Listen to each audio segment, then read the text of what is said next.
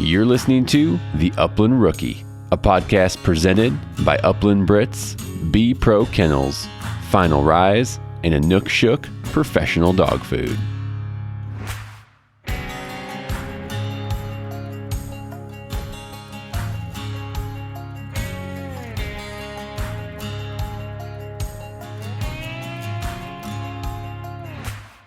What's going on, everyone, and welcome back to the Upland Rookie Podcast. I'm your host, Will Larson, and as always, coming to you from my garage studio here in Colorado. It's getting a little chilly out there. Got my Mr. Buddy heater rocking and rolling, keep me warm. So anyways, I hope you guys are doing well. Hope you're having a great fall so far. I am hopefully heading out to Nebraska tomorrow, chasing some prairie chickens, Sharpies, or roosters, or whatever I freaking find. I'm not really sure what I'm going to be targeting tomorrow, but I'm going to get out there. So we'll see what happens. Get the dogs out there. I took the dogs out last week, got him on some birds, got Mac on some pigeons, getting him, just seeing what he can do. And he's been running really well, and dogs look good. They're ready to roll. They're ready to get out there and hunt. As I probably have mentioned, schedule's just been crazy right now, guys. I've been, changed positions at work, kids. I have two boys in hockey. My daughter just finished soccer, and life with a new baby. Like all those things combined, you guys have probably noticed I've been a little quieter on social media. Apologies. It's crazy. As you guys probably all know, family will always come first for me, as many of you as well.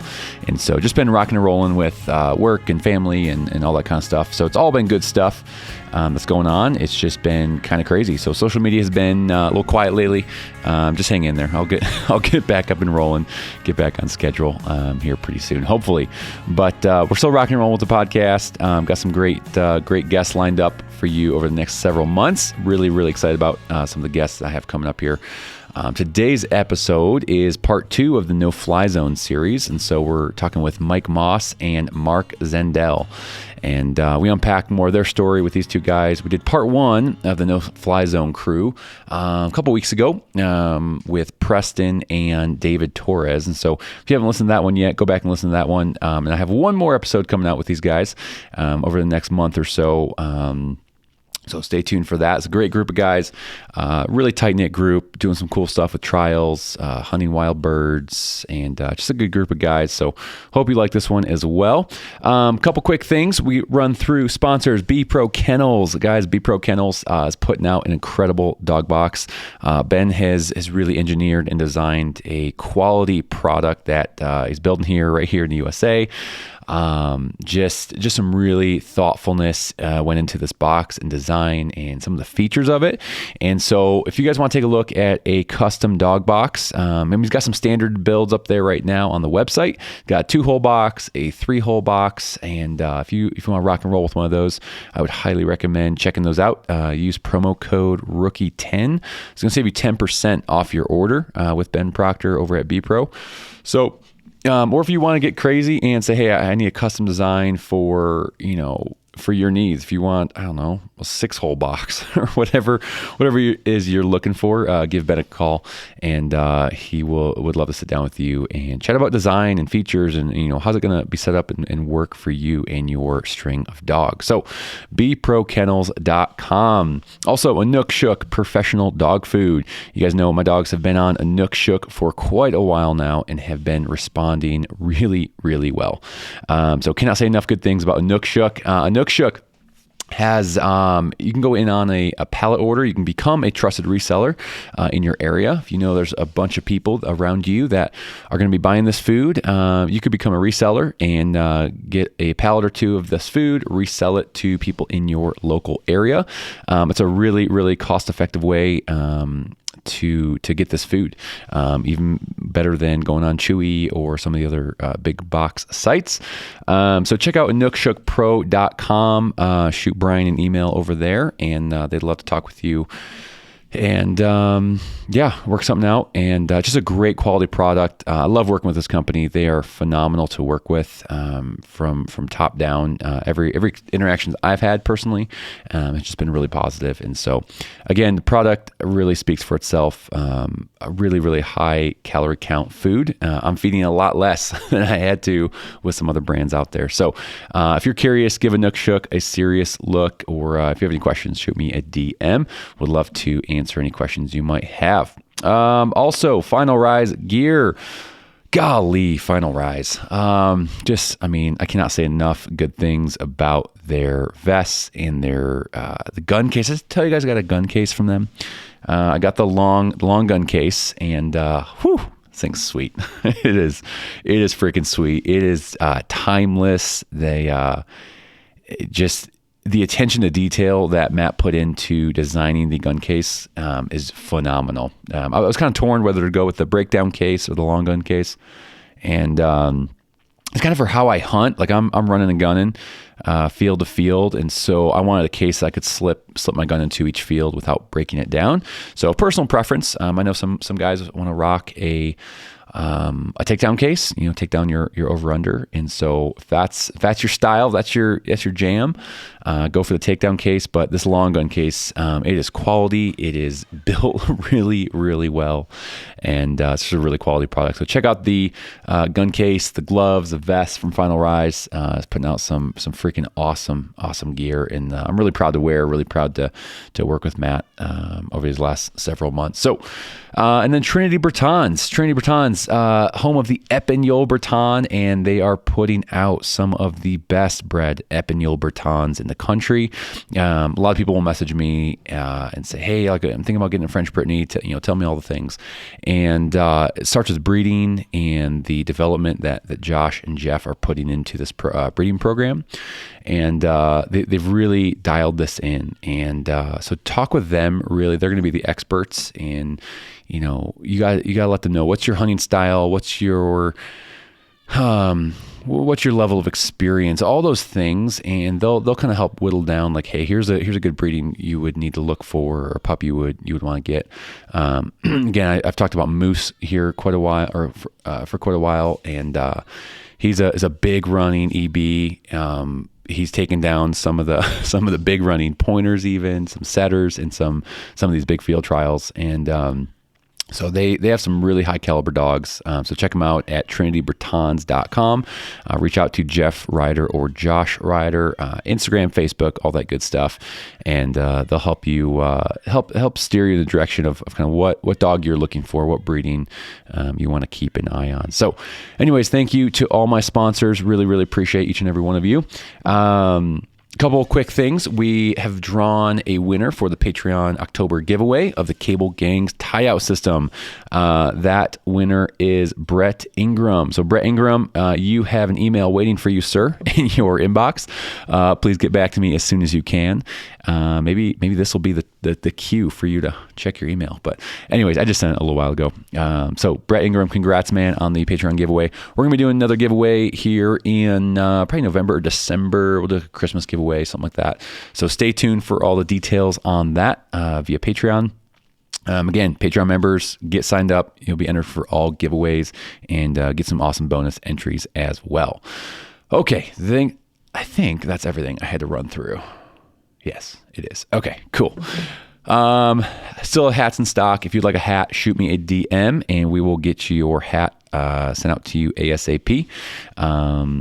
Hats are $38, and a portion of every hat sale is going back to Pheasants Forever. So you're not just getting a hat. The $38 includes the hat, shipping, and a donation to Pheasants Forever. So get your hats in, whether it's a Christmas gift, I don't know, someone's birthday this fall, I don't care.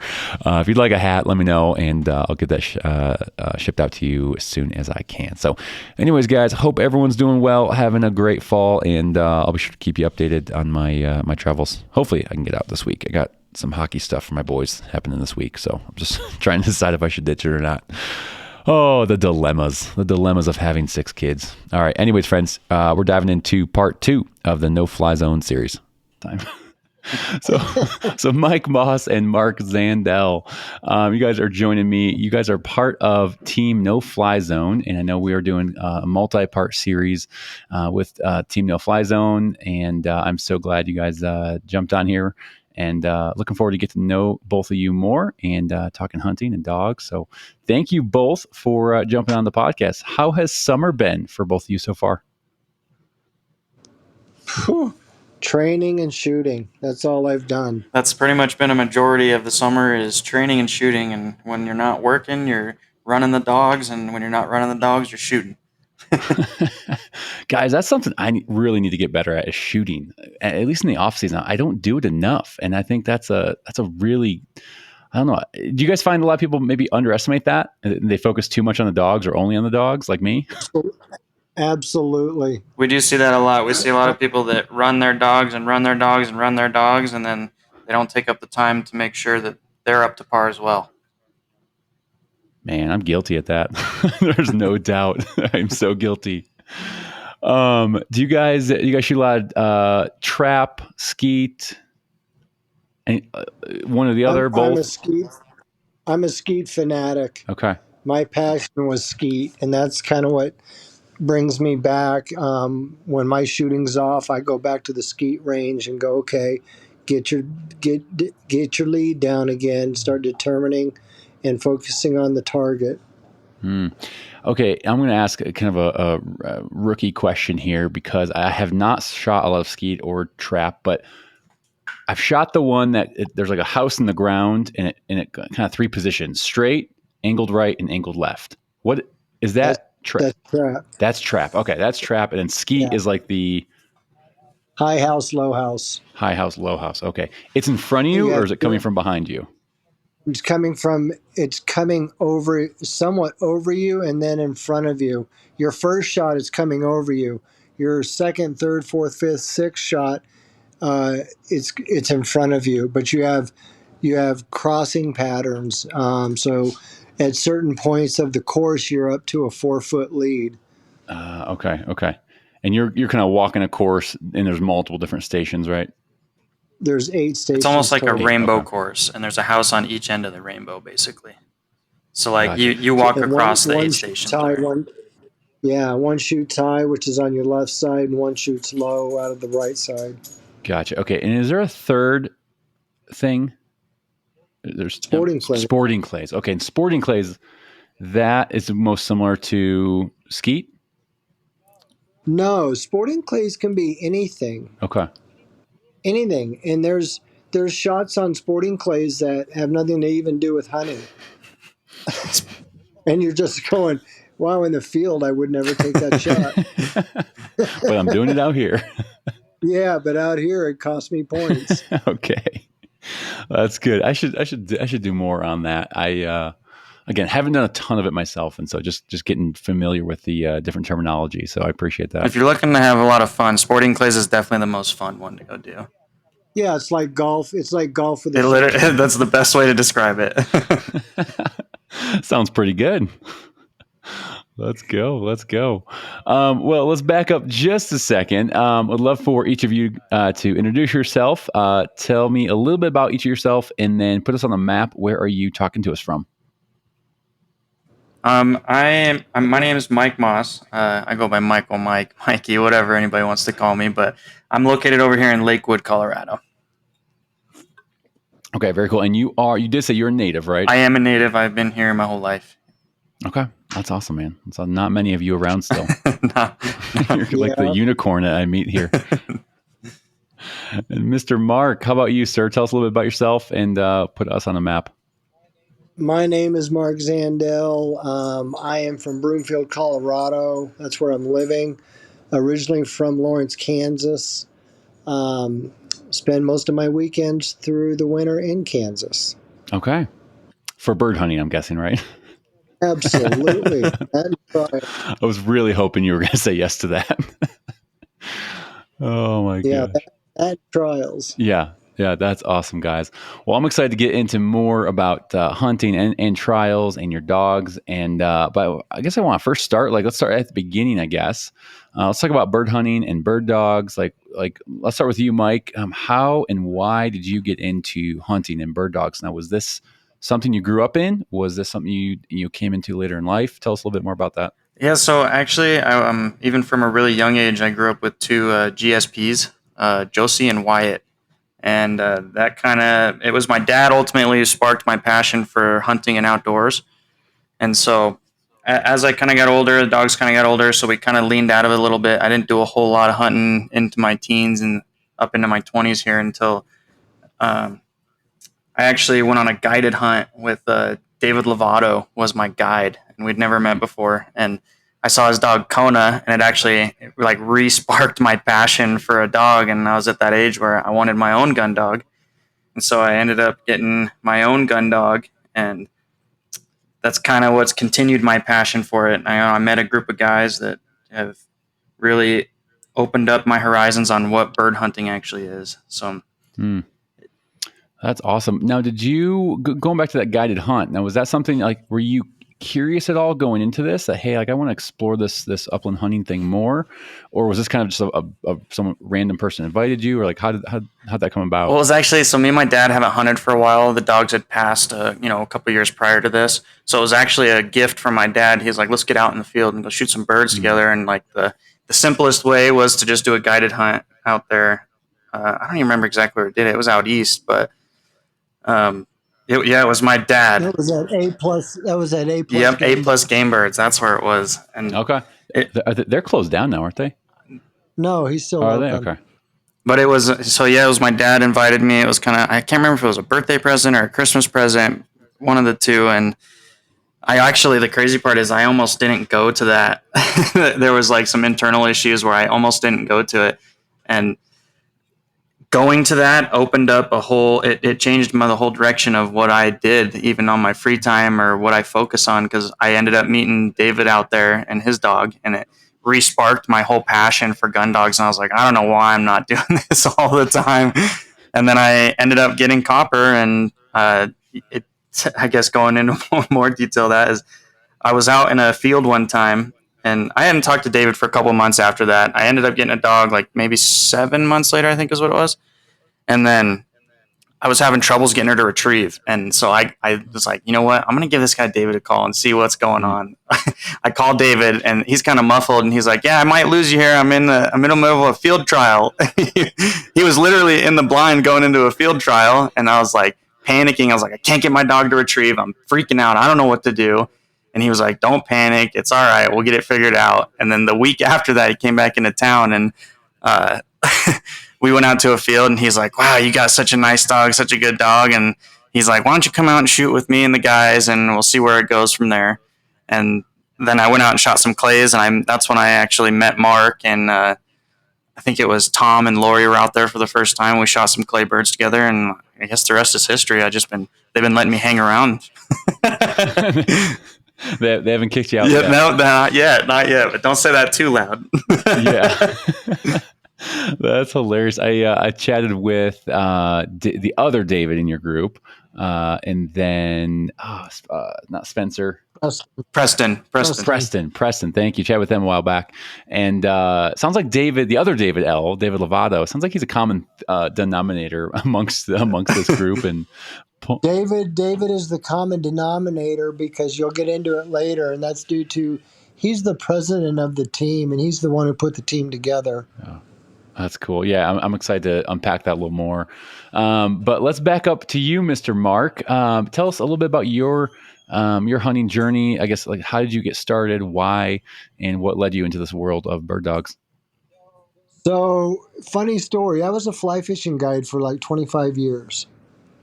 And back in, I think it was 98, a client of mine said, hey, for a tip, I want to take you on a pheasant hunt. And I'm like, huh, I've never been. He's like, you're going to love it. Hands me a shotgun, puts me behind two golden retrievers, and we go to this farm, and there's birds everywhere. And we knocked down a couple birds, and I was like, wow, this was a lot of fun. And as a fly fisherman, I tie my own flies. So I thought, okay, the next time I go out, I'm going to have my own dog. And at the time, I was into retrievers. My first dog was a retriever. And I got a golden retriever and trained her up. And needless to say that retrievers are much easier to train than pointers. I'm going to say that right off the bat. But I had a friend that then started inviting me to wild bird hunt. And I was like, wow, okay, I'd like to really try this. And so I take my dog out there. My dog does great. I couldn't hit the broadside of a barn. And he said to me, and this kind of ties in with everything, you need to get into skeet. You need to start shooting skeet so you can determine lead, acquire your target, everything else. So I started taking lessons, went out to the skeet range, and I'm very competitive. So once I realized, hey, wow, this is fun too, I started shooting that competitively while wild bird hunting and fishing kind of got pushed to the side. And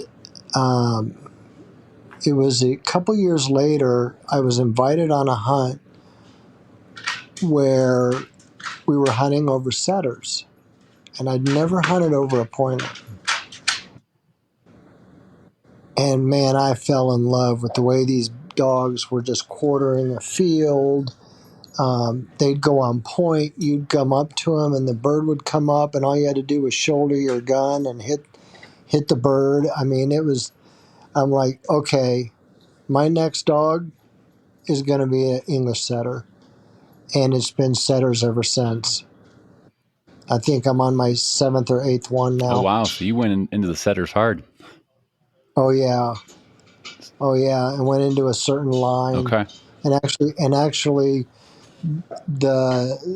my number one dog right now was a dog I bred, and put everything together and got pick of the litter. And matter of fact, I had the whole litter.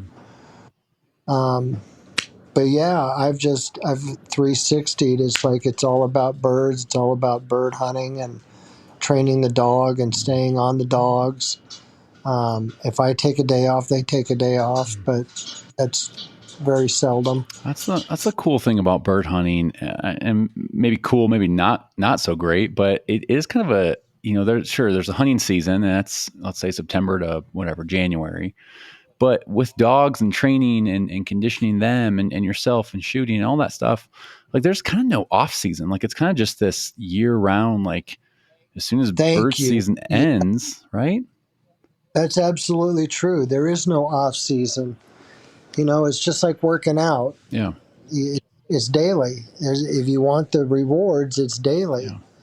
And especially with dogs. I mean, I think about, no knock on big game hunters at all, but you go out for a big game hunt. It's kind of, let's say, a week of the fall, and then you're done. I mean, you kind of did your trip, whether you got a tag or not.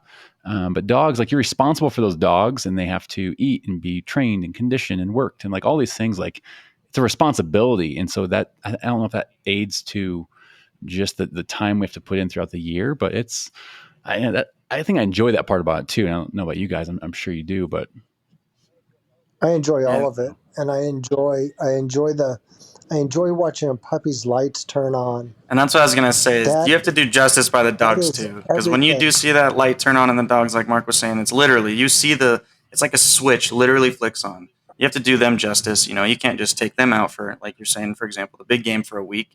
It's year round. You got to keep them either dialed in on their conditioning or dialed in on their scent. Let them work birds or. My biggest thing, with setters, anybody out there that's listening to this will laugh, but said the number one problem is retrieving, and that's what we work on daily. All 3 dogs, every day. Take it from my hand, or it's a frozen bird, or it's a gnarled piece of wood, but we're working on retrieving. Yeah. Mark, do you mind? I know I have people who listen to this show who love setters, have a lot of setters. Would you mind? What are some of the lines that your dogs are from? Maybe that people would have heard of before. So my two younger dogs are grandchildren of Shadow Oak Bow. Okay. Um, One is 2 years old, the other one's 6 months old. The other and they came from an actual daughter that I used to own. The older one, Tess, is a dog that came from the Performer line. That was I had to pay for the semen on that one. Okay. When you kind of got into the setters, is that something you started to kind of research the bloodlines, or did you kind of stumble across that accidentally and then just fall in love with the I set? started researching. When I first got into my first dog, it was out of the Performer and the Tomoka line, which both came out of the same kennel. And so that was my very first dog. Um, I was very fortunate that about 5 years ago or 4 years ago, got a call from a trainer that was like, "Dude, I've got this setter, and I've got to size down.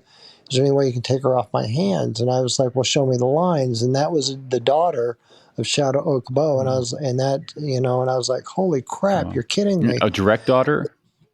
Direct Wow. daughter, and it was she was not cheap. I'm sure. And the only problem with her is she'd been on pen raised birds for a year and a half before I got her, and so when we took her out to the field, she kept trying to run the birds down and retrieve them. And so I gave it a good year and a half, and after that, I was like, okay, I'm done. I'm gonna breed her, and I'm gonna take the pick of the litter, and then I'll sell her. Well, the guy that wanted her couldn't afford her, so we made a deal that I did the full breeding. I went and found the sire that I wanted to use, and bred them. And I got all the pups, sold them all, and kept the pick of the litter. And in my opinion, I kept the best dog because she won a national championship last year. And then the guy that now has the bitch did the same breeding exactly 2 years later, and that's the little puppy I got now. Okay. His brother to her. Okay. He's only 6 months old. So the puppy then is a grand puppy to Shadow Oak Bow? Yeah, okay. as her sister, Okay. Chloe here. Wow. That's cool. That's cool.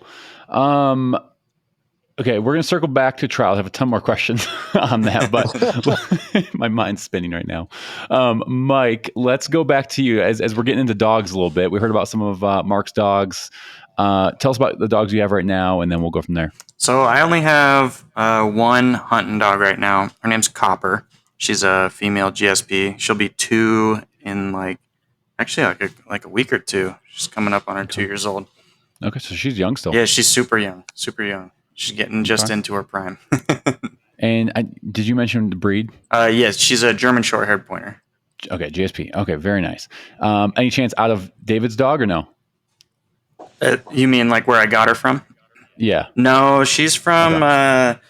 I found him on that AKC website. Actually, it was a breeder out of Parker. Okay. And I think it was an accidental breeding, but both parents were papered. So. Yeah, that's awesome, man. That's awesome. How was was last year then her first season then? First hunting season? It was. How was that? What was that experience like for you and her? I actually, I went into the season, I had a lot of people telling me, what my expectations should be, and I really had no expectations of the season, but holy smokes. I mean, as far as wild bird hunting, she's a phenomenal dog. She's an amazing dog. She's gone way above what I have ever expected for a puppy to do. And as far as trialing goes, I mean, I just found the right group of people is really what it comes down to, of like where I got my information, people's experiences going into how I trial and stuff like that. I mean, Mark, David, the whole team, anybody will tell you that, a lot of the success of what Copper is today is because of the team, because of the training that we put in. So I'm not going to say it's specifically her, but I do credit a lot of the team in being what she is today. It was an amazing first season, I should say. That's awesome to hear, man. Now, did you do most of the training with Copper yourself? Again, it sounds like, was this your first bird dog? This is yeah. So yeah, this is my first personal bird dog. I mean, I did grow Okay. up with dad's dogs, but I was never a Sure. part of the training and that stuff. So Yeah. So what's that been like for you now? It's your first bird dog. Like, okay, got this dog now. Like, what's that training been like for you? Like, or maybe give me some couple highs, couple lows. Like, what's it been like this last it's year or so? it's honestly been all highs, and I say that Good, man. wholeheartedly. It's been all Let's keep it highs. that way. There like with Copper, it's just been so simple, but I can't really credit a lot of the training to myself. A lot, so like I said, like David Lovato, basically, without him, Copper probably wouldn't be what she is today. Because Hmm. Mark's out there at my side, David Lovato, David Torres, Tom Laurie, they're all literally right on my side. So if something happens that needs to be corrected, I mean, because of their experiences with bird dogs, it's helped me a lot. So I can't say that I mean, a lot of work that nobody sees that goes on at home, the behavior, the simple retrieving, stuff like that, I can credit myself to just the consistency of it. But Hmm. I would have never known how to do any of that without my team. So Yeah. a lot of the highs are because I'm with my team, doing it with my dog, and I mean, it's like a dream, dream come true. That's awesome to hear, man. I mean, you guys can both probably speak into this, but again, I think the word mentor gets used a lot, but I do think it's important to have and surround yourself with the right people to help show Absolutely. you some of those things, show you this is kind of But, how you do or why you do certain things. Were you gonna say something, Mark? well, and I think Mikey was a very good recipient of. Um, he listened, especially with the team functions that we had, and talking about. I went 10, 15 years with. I'd win a trial here, I'd win a trial there, but never made it to semifinals, never made it to finals. That didn't change until that common denominator we were talking about earlier, which was David. I call him DL. Um, when I had bred that pup, I went to the guy that was kicking my butt, Hmm. and I'm like, "Hey, would you help me train my dog?" And he was like, "Really? You want me?" And I'm like, "Yeah, you're the one that beats me every weekend." That's And some wisdom right there. Go to the person who keeps whooping you in the yeah, trials. and he did train, and I was like, "Cool." And whatever he said, I do to a Hmm. T. And I vowed that I was going to make a really good gun dog out of this Hmm. dog. And when he saw her, he was like, "Wow, you have a special dog." I mean, she was gun broke at 4 Hmm. months, already on birds and steady by 5. She was an amazing dog, and well, still is. Sure. Just coming into her prime. She's only 2.5 years old. Hmm.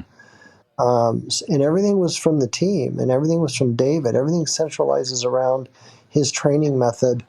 And so, because of his training method, pretty much, you know, um, Mikey could drop Copper on the ground and I could run her, Hmm. and vice versa.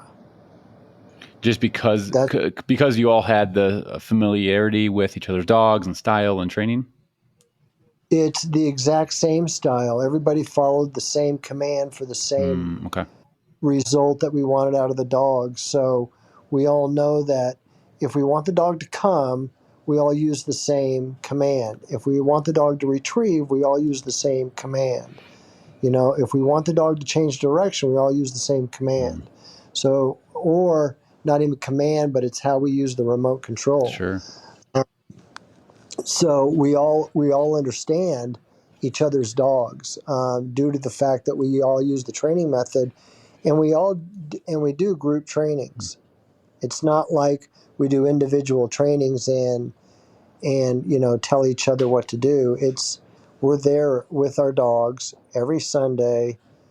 Waking up at 3:30 in the morning to be able to get out there and get birds in the dark, and as soon as light comes up, be able to have enough time to train 8 to 12 dogs, before it gets too hot. And it's the commitment to the team, um, and your dog, Sure. and and then going into a trial and saying, "Okay, I got beat. Did you do your best on the off season?" Hmm. "Yeah, I did." "Okay, then you know what to work. You know that you can't feel bad. Yeah. It's like taking, again, I think the team concept this is, I think personally, I think it's unique to the hunting space. I haven't heard this referred to in a hunting space before. But you can translate it, I think, to a sports team. Like every person has to pull their weight, put in the work, put in the time, like follow the the coach's guidelines and instructions. Like it's the same concept, is that right? But you're translating I it to, would say, yeah, you're close to it. yeah. Yeah, very close to it. That's a cool concept. I really like that a lot. It is, and it is an individual sport, and there is a lot of individuality about it. But we go and we represent ourselves as the no-fly zone team. Yeah. Okay, so we're kind of tipping the iceberg on trials a little bit. Let's just kind of dive in there for a sec. Now, are you both running the NAGDA? Yes. And yeah, that and Colorado Gun Dog Association. Okay. Do they run the NAGDA at the association, or are those separate events? They're separate events. Okay. So what led you to, was this David kind of rallying everyone together around the trials, or I guess for each of you, like what was it about trials that was interesting to you to want to jump in? Well, I was gonna say is I actually, until like I even got copper, I didn't even know trials were a thing. I had no idea what that was. So yeah, David was the introduction of it. He's like, I think you should check it out and see what it's about. And yeah, I guess that's really all I had to say. I didn't even know what trials were. I had no clue that there was competition and side of things. And like, I guess what led me to be excited about that is like I've always played competitive sports growing up, and so when I kind of leaned off of doing that, and I didn't really do anything really competitive. Then when I got copper, when I found out that there was something I could get competitive about, it opened up a whole new door for me to travel through. Yeah. That's good. Yeah, I mean, jumping into this bird dog world and stuff. Yeah, trials aren't. I don't think at the top of the list that you'll hear about. I think it takes a little bit of time to hear about them, and then go, oh wait, what? Wait, tell me more. Yeah. Now, how about you, Mark? What led you down this path of trialing and getting into that? Well, it wasn't until my third pointer, my third setter, that I decided that I'm like, okay, I'm really going to put in the training. I'm really going to do it. And I went to the Sportsman Show, and I came up against this little chintzy booth called Colorado Gun Dog Association. And I'm like, what do you guys do? And they're like, well, we have trial grounds for pointers. I'm like, really? Where you can go out and train your dog? And they're like, 365 days a week, $100. The only times you can't go out there is during a trial.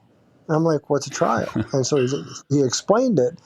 And so he's like, come out to demo days. So I went to demo days, and they actually used my puppy during the demo.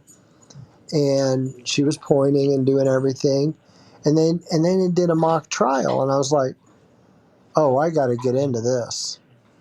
This just looks like fun. This is just keeping the dog on birds. Yeah. And at first it was just for fun. But I was noticing that when I went to the open class, that my dog was in the winning times, just not retrieving. And I was having to walk over to get the bird. So I was getting all the points except for the retrieve. And I'm like, huh. And somebody was watching this and said to me, hey, why don't you get your dog to retrieve?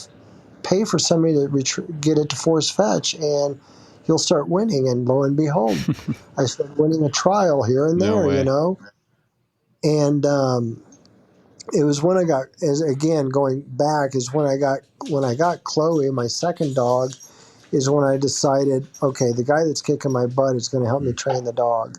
And so what I learned after 17 years of never making it to semifinals but winning a trial here and there is, it wasn't my dog, it was me.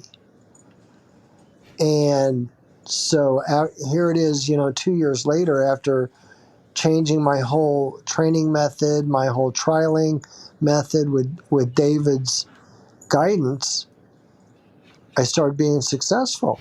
I had my most successful year ever just this season. And and Mikey was out there too helping, it was the dedication from the team, in my opinion, besides, me being at home doing the homework, Sure. that put everything together. That's cool. That's cool. What, I mean, speaking on this past season for you both, what were maybe, when it comes to trials, what was maybe a standout highlight or favorite memory for each of you this past season? Go ahead, Mikey. Well, it would be really tough for me to pinpoint like a favorite moment. I do got one, I guess, that I was most proud of. That I got introduced to the Colorado Gun Dog Association. I started running the trials out there, which were a little bit different than the NAGDA trials, but I ended up winning the open division in Colorado Gun Dogs with Copper. Oh, nice, man.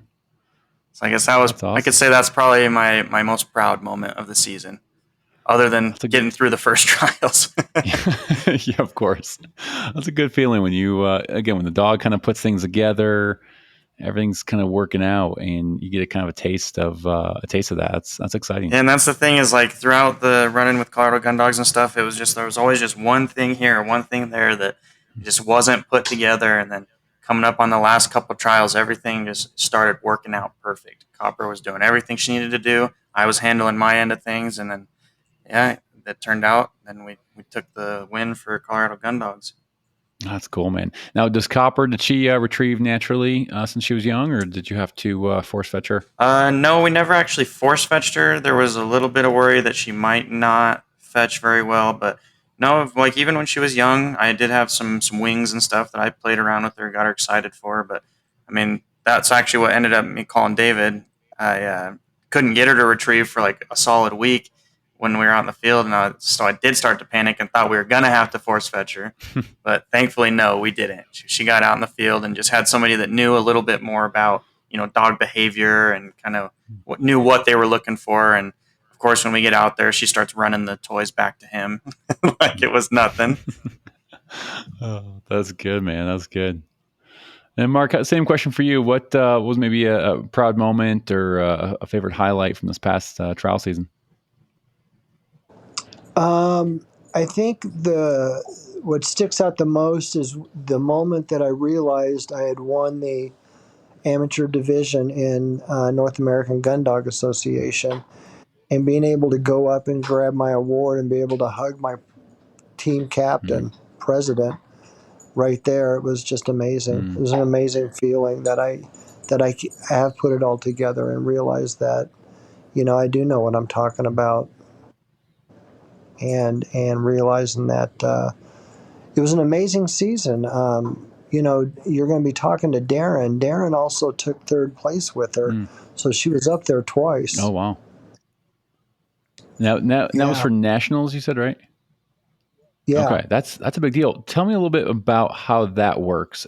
Is North American Gun Dog Association, is that um, across all states right now? And what does that look like to get your dog to qualify for nationals?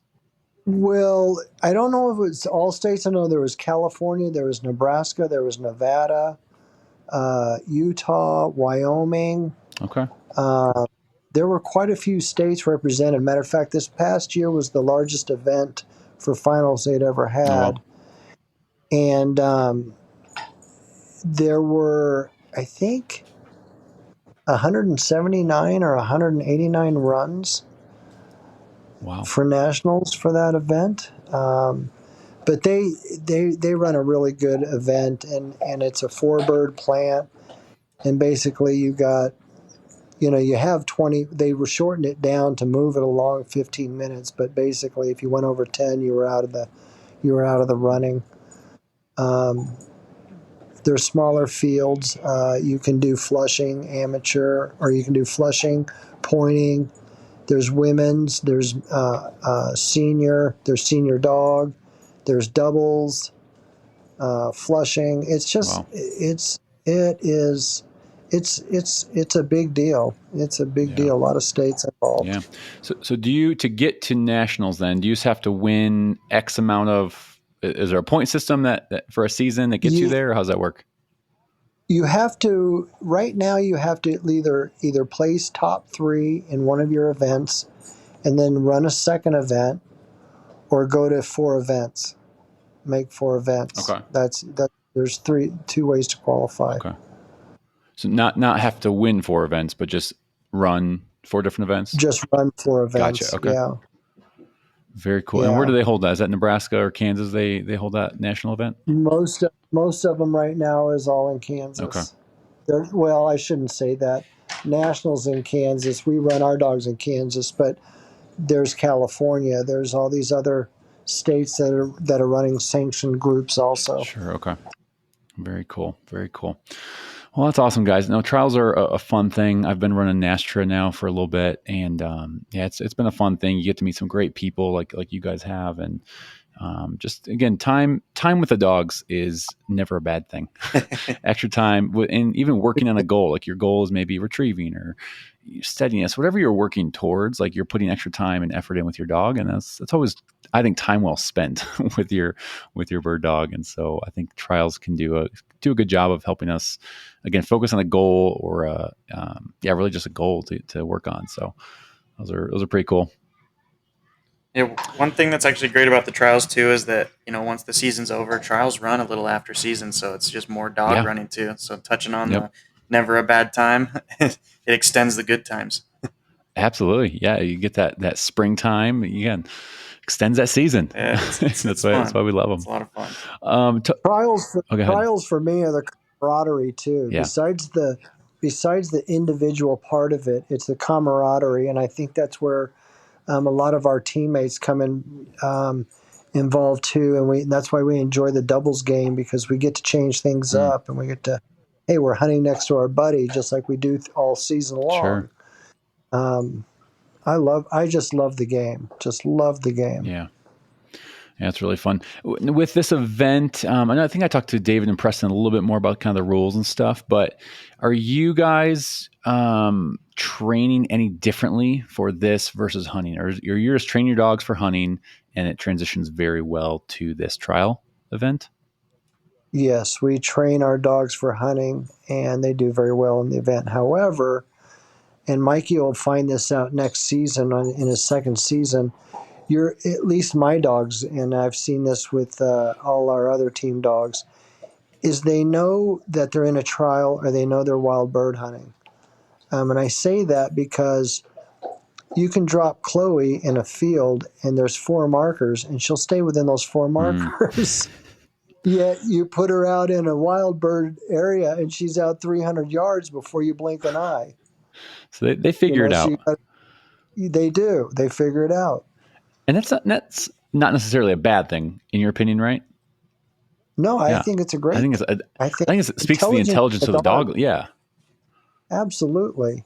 I love good dog work, whether it's a planted bird or a wild bird. Yeah, because they've been able to figure out the space, the time. Okay, this I'm going to range it in. I'm going to stay within these bounds, and then, like you said, wild birds. It's like, all right, let's. As you know, with Nastra, it's probably 3 to 4 years before your dog masters everything, where it's seen everything in the field. Sure. So if they're out doing wild bird hunting and trialing up until those 4 years, man, they're just masters of their trade at that point. And you got to just sit back. And the nice thing about, a great bird dog is, even in trials, all I got to do is shoot the bird. Yeah, you don't have to overhandle and this and that, because exactly. And something that I learned right off with David was shut the F up. That is, yeah. I can't preach that enough. I am guilty of it still a little bit. Again, I've only been at this 4 or 5 years. There's times I'll get a little too chatty. I'm like, well, just stop. But that's so key. You got to let your dog just do what they're going to do. Exactly. You want to change direction, to use the tone button on the collar. Yeah. Well, that's good, guys. Trials are a ton of fun. Yeah, it's been a blast. Like you said, Mark, the camaraderie is again, that's what draws you back to them. I feel you get to, you're waiting for your brace to run, and you get to, talk dogs and hunting and catch up on life with people. And it's some really cool people you get to meet. So exactly. Talk to me about wild bird hunting for you two. What did that look like last season for you guys? And what do you guys like to hunt the most right now? Is it pheasants, quail, chucker? I mean, what are you guys hunting for wild birds? Well, last year I had for the the first hunt of the season was a new one for me. I got to hunt two species I've never shot before, and it was phenomenal. We were in Montana shooting Sharpies and Huns, and just seeing that open country was just phenomenal, just beautiful. But we mainly hunt quail and pheasant. Yeah. That's one thing. That's Actually, awesome. I've never hunted a wild quail, and then a new one for me was sharptail and Huns. And Okay. when we went out to Montana, I actually didn't even get a sharptail that time. I had a. I'm blaming it on the new shotgun. We're sticking Good excuse. we're sticking to that. Either that or it had a 90-degree in the barrel. We're not quite sure. But no, I grew up hunting a lot of dove and pheasant, so I'd have Okay. to say that my favorite still is pheasant hunting. It really Yeah. is. Montana was cool. It was a new species, and I've never done something like that where you go to Montana. The fields are, I mean, they're beautiful. It's something totally Did you different. guys all go up there as a no-fly zone team? Yes, we did. We Okay. did, yeah. It was That a had to be a little team cool event. experience. It was cool. It was really cool. 3 days of hard hunting. Yeah, that's awesome. What are you guys looking forward to this season? What are some highlights you are? I guess not highlights, but what are you looking forward to? Any big trips? Any new species that you guys are looking for, to chase? No new species, but we are headed back to Montana in Okay. September. Um, Probably we're doing the opener for pheasant season, and probably going to just chase pheasant and quail. I definitely last year we didn't get out as often for quail as I'd wanted, and going to make sure that we get out there this year. Yeah, that's awesome. Mike, were you able to harvest a hun in Montana last year? I know you said you missed on the Sharpie. Yeah, I did get two Huns. I actually Nice. still am getting ready to get this one mounted here, but Oh, very cool. I ended up getting two, and the crazy part was I was super beat. I'll be the first to admit it. I stayed back on like it was a really big field. We'd hunted twice already, and we were gonna hit it one more time on the way out of the back roads there, but I heard some shots go off, and I was walking just on this little hillside, kind of just staying by the trucks, and a big old Hun came flying over the top of the hill, so I didn't even get to shoot it over my dog or anything like that. It was just a flushed one that flew over towards the trucks. So I kind of halfway shooting. did it. Yeah. Nice shoot, man. It's a memory. It's a memory. Exactly. Those are fun little birds. They are. They got a little size to them. They got speed like a quail, and they're fun. I love the way they flush, Yeah. especially the sharp. Oh, When the way they just get your heart pumping. I know. A sharp tail flush was something I've never experienced, and that was cool. When we actually had a guy that was I guess our guide out there, but when he was telling us walking out the field, he goes, "When you see one get up, you better hustle up there because there's going to be a couple more that'll get up behind it." And he wasn't kidding. You get up there, and it's like popcorn in a bag, just one there, one there. So true. A couple seconds go by, it's all quiet, and another one gets up, another one gets up. Yep. It's exciting. They'll be. I totally agree. That's a great piece of advice, honestly, for anyone hunting sharptails. Is there's going to be one or two stragglers who are just holding real tight. Yeah, just wait a minute. All their buddies. Yep, they're going to let all their buddies scatter. And yeah, I've had it before where I thought all of them flushed, and I was like, well, there they all go. I kind of lean back a little bit, put the stock of my gun on my thigh. I'm just kind of like, oh man, well, there they go. Two more at my feet. What the heck? Missed them both. Missed both. That's the highlight. Exactly. I remember that clearly. I remember that. That's funny what you remember. It really is. You get these memories. Again, they might not be picture perfect in some people's minds, but like, oh, well, you missed them, or oh, it wasn't over your dog. Well, it doesn't matter. I was out there having a great time in some beautiful country, and those are some memories that I think we'll always have with us. Well, as we start to wrap things up here, guys, I know hunting season, it's right now when we're recording this, it's around the corner. We're in mid-August right now, but it's coming up here very soon, and there's a lot of excitement with hunting season coming up. One of the things I like to ask each guest and just kind of get their take on is talk to the rookie uplander out there. Maybe someone is heading into their first opening sharp-tail hunt or hun hunt. Talk to that rookie out there. What piece of advice would you guys give them? Let's start with Mark. How about you, sir? For a sharp tail hunt? For any hunt. It is not specific. Just heading into their first season. Now, is this, again, I'm just not, is this with a dog? Yeah. Let's say all right, let's be specific here. Let's say someone picked up their first bird dog this past year. The dog's ready to hunt this fall, and they're heading into their first season with their own dog. What piece of advice would you give them? Be patient, because the dog and you are going to make mistakes. And I think a lot of us as beginning handlers lose birds because we're too busy trying to make our dog do something that we haven't really trained it to do. That's good right there. That is good. Yeah, that's one thing I can say too, especially because like I could say last season was like I've never done that much wild bird hunting, even that I can remember. Maybe when I was a young buck, some stuff that I don't remember, but some good advice is patience, especially if it's your first bird dog and you're like, even if you have a lot of hunting experience, it's your first bird dog and you're getting out in the field. And I mean, you're learning too. You got to be patient with the dog. Yeah. Yeah. I real expectations on that dog. If it's a young dog, like you said, guys, it's, have real expectations. Your dog's going to be bumping birds and it's not going to be perfect, but exactly. You got to, expect, again, just what that's going to look like for you and your dog. So that's a good piece of advice right there. Yeah, the dog's got to learn just like you got to learn. A baby doesn't know how to put on shingles on a roof. Well, your baby might not, but. All right, cool, guys. Last thing, as we kind of wrap up here, rapid fire section, I like to ask a couple questions. You just give me your off the cuff answer, and we'll start wrapping this thing up. But I'll kind of ask the same question for each of you. But first one, let's go, Mikey. For you, what came first, the dog, the gun, or the bird? Oh goodness, I'm gonna have to say dogs. Dogs, okay.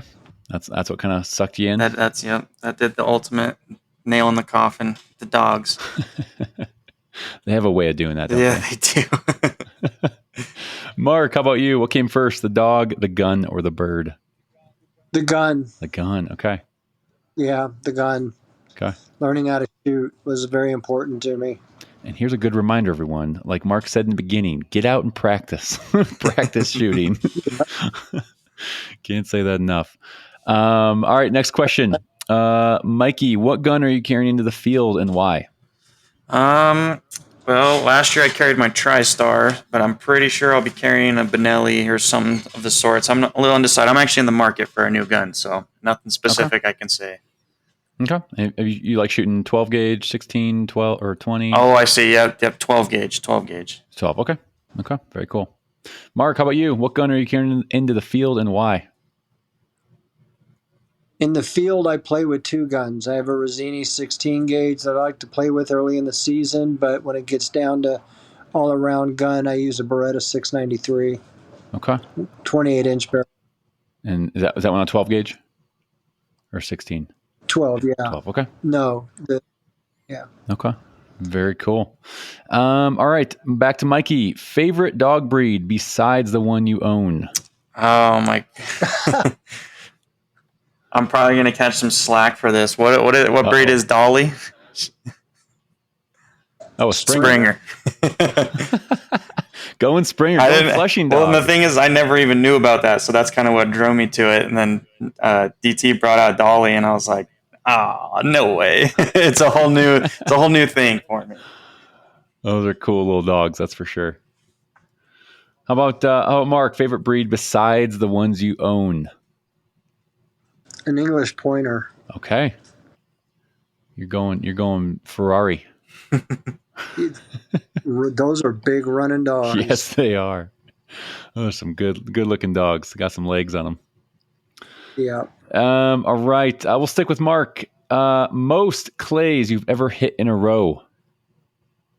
25. 25. Well, I'm glad you knew that. A lot of guests don't know that. And they're like, maybe, I don't know. Oh, it could be more, but that was just one round. I did a perfect round. Okay. Of skeet. That's awesome. Mikey, how many clays have you ever hit? In a row. In a row, probably 1 million if I had to guess. Wow, man. That's what I expected from you. That's what I expected. Nothing but the best. I'm not sure. Maybe Mark would probably know better. He keeps track while we're shooting. Maybe 20. Is Mark the team scorekeeper? He usually is, yes. Yeah. Okay. You got to have one in the bunch. He's on point with a lot of it, so it's I kind of help them all with their shooting. That's good. That's good. When you help me too, Mark, actually. All right, a couple more here. Between the two of you, who is more likely to pick up the next puppy? Well, I already did. I was going to say Mark, since he just got one. If we could rewind a little bit, definitely Mark. But yeah, you just got to rewind this by about 2.5, 3. But if we're talking who's getting the next one without talking about Blanco, then definitely me. Okay. Got that itch for more dogs. So bad. So bad. The struggle is real, man. The struggle is real, and it never goes away. You get your dog gets to be 6 months, a year, even 2, and you're like, all right, ready for another one. If I had the time for 50 of them, you'd look in my backyard and see 50 dogs. Promise you. I get it.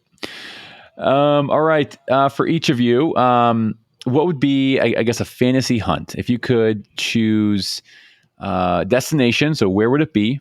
What bird would you chase? With who? And you could only bring one dog. Who would it be? Either of you can answer. Wow. Well, I'm going to say you're probably going to be pretty disappointed with what I have to say as far as my fantasy hunt. I don't really have like a fantasy hunt. Like because when I think of hunting, nowadays it's just with the team. So my fantasy hunt, if I'm restricted to one person, that's tough. That's going to put me in a bind. If you're talking one dog, I mean, of course I want to say my dog, but I would take any one of our dogs on the team. Okay. I'd go no dogs and just go to Argentina and just shoot 1,000 a day. That's a first, Mark. That's a first on this show. But these are tough. I think Preston and David. I think they just said they would take each other. Oh, of course, of course they did. They say no. I think David actually said he would take the other David, maybe, or vice versa. One of them said they would take David Lovato, I think. So some brownie points there. Yep, some brownie points. I don't really have a fantasy like species that I would like dream of going to hunt because we go get them. I mean, if there's something we want to do, we just set up a hunt. I've gotten prairie chicken. Now I've got Sharpies, sage grouse, ptarmigan. I guess, a hunt that I'd really like to do again would be ptarmigan in Alaska. Mm. Have you done that in Alaska before? I have. I was a fly fishing guide for some time and got to be able to hunt the flat tops. Oh, very cool. That's an experience right there, I'm sure. A lot of fun, but you can get right up on them. It's not. I mean, the dog's right on them. You're on them. The lodge I had dogs, so as long as I went with the owner, I could shoot a few. That's cool. That's really cool. All right, last question, guys. Beverage of choice after a hunt. Mikey, what are you grabbing? Mark's actually got me hooked on Stella. Stella, wow. Yep. I actually never had a Stella, and I want to say it was in Montana when we all got back to the hut, and they were passing around drinks, and I was like, I don't even know, and I've never even had that. It was Stella, and like, what is it? Dos Equis? Is that the other one that you guys carry? Yeah, Stella and Dos Equis. Oh, man. I had a Stella, and now I won't look back. That's a nice refresher after a long hunt. I haven't had a Stella in a long time. Yeah, that's my beer. That's my beer of choice, even in the house. Yeah, it's a quality one. Is it, Mark? Is that what you're grabbing after a hunt? Yes. Okay. Pardon me? Is that what you're grabbing after a hunt? A Stella? Oh yeah. Okay. That's a good one. Now I gotta go get me some Stellas now. If you want me to be nice about it, then a nice cold glass of water. Yeah, there you go. Lots of water. Lots of water.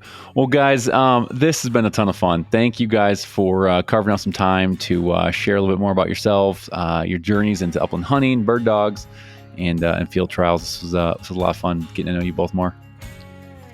Well, thank you very much. This has been a lot of fun, and look forward to hearing it when it's on the air. Yeah, absolutely. Yeah, thank you very much. I appreciate you taking the time out of your busy schedule to get us onto something like this and talk to us about our personal experiences. Yeah, for sure. And next I'll be chatting with Darren and David Lovato, and we'll be wrapping this little series up. So I'm excited. I appreciate all you guys, and this has been a lot of fun. So you guys have a great rest of your evening, and I'm sure we'll be talking soon. All right, take care. Awesome. Thank you, Will. You as well. Bye. Well, that's a wrap of episode 66 with Marc Zandell and Mike Moss from Team No Fly Zone. Again, be sure to stay tuned for part 3 and the final installment of this little mini series in the next month or so. Guys, thank you so much again for your wisdom. Love talking setters with you, Marc, and just diving into more of your story, your passion, as we do on this show. Hey guys, be sure to leave a rating and review over on Apple Podcasts. Just takes 30 seconds. Head over there, leave a star rating system, and then a little written review. Love reading some of those here on the podcast, and just seeing how this show has helped you in one way or another. Whether it's inspired you to get out there more with your dog, get a bird dog, try a new area, whatever it might be. Really love hearing all those comments and again what this show has meant to you. All right, guys, that's a wrap for today. I hope everyone's doing well, having a great fall. I'm excited for the next couple guests here I have coming up. I have a couple awesome guests lined up over the next month, and so make sure to stay tuned. Make sure you're subscribed to the podcast. Find us on social media, Facebook, Instagram, all that good stuff. And until next time, go put some miles on those boots and follow your favorite bird dog. Take care.